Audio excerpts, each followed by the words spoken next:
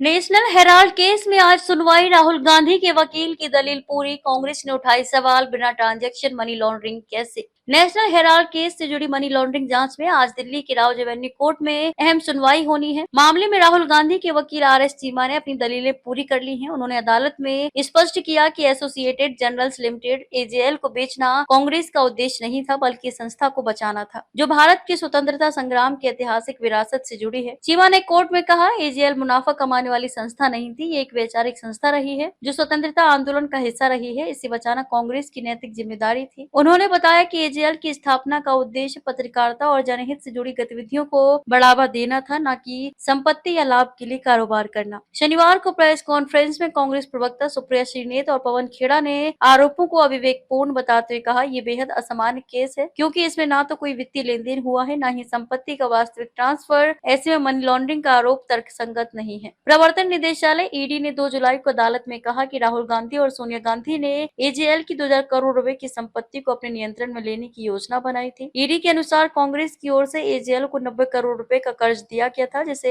AJL चुकाने की स्थिति में नहीं थी। ED के additional solicitor general V Raju ने दावा किया है कि इस स्थिति में आमतौर पर संपत्तियों को बेचा जाता है, लेकिन यहाँ पूरी कंपनी को हड़पने की साजिश रची गई। इसके लिए यंग इंडियन नामक कंपनी बनाई गई, जिसमें राहुल और सोनिया गांधी की 76% हिस्सेदारी है। ED का आरोप है कि यंग इंडियन ने AJL का अधिग्रहण केवल नाम मात्र की कीमत पर किया, जबकि AJL के पास 2000 करोड़ रुपए से अधिक की अचल संपत्तियां थी। ED के मुताबिक ये दिखावटी सौदा था और असल में मनी लॉन्ड्रिंग को छिपाने की कोशिश की गई। प्रवर्तन निदेशालय ने अप्रैल में 661 करोड़ रुपए मूल्य की अचल संपत्तियों को जब्त करने के लिए नोटिस जारी किया था। इसके तहत संबंधित जिला रजिस्ट्रारों को PMLA की धारा 8 और नियम 5 का भाग 1 के तहत दस्तावेज सौंपे गए। इन संपत्तियों को खाली करने का भी अनुरोध किया गया है। नवंबर 2023 में ED ने AJL के 90 करोड़ 20 लाख रुपए मूल्य के शेयर भी कुर्क किए थे, ताकि कथित अपराध की आय को संरक्षित किया जा सके और आरोपी उन्हें नष्ट न कर सके। इसके अलावा मुंबई स्थित हेराल्ड हाउस के 7वीं, 8वीं और 9वीं मंजिल पर Jindal south west projects limited को नोटिस दिया गया है कि किराया प्रत्यक्ष रूप से ED निदेशक के पक्ष में ट्रांसफर किया जाए। इस केस में जून 2022 में राहुल गांधी से 5 दिन में करीब 50 घंटे की पूछताछ हो चुकी है। वहीं सोनिया गांधी से भी 21 जुलाई 2022 को 3 दिनों में 12 घंटे से अधिक सवाल किए गए थे। रिपोर्ट्स के मुताबिक दोनों नेताओं से कुल मिलाकर 100 से अधिक सवाल किए गए। अब अदालत में सुनवाई की अगली तारीख पर ED और बचाव पक्ष की दलीलों को ध्यान में रखते हुए फैसला लिया जाएगा कि क्या मामले में चार्जशीट तय होगी या इसे खारिज कर दिया जाएगा। यह केस सिर्फ एक कानूनी लड़ाई नहीं, बल्कि देश की 2 बड़ी राजनीतिक ताकतों कांग्रेस और भाजपा के बीच एक गहरा राजनीतिक संघर्ष भी बन गया है। जहां कांग्रेस इसे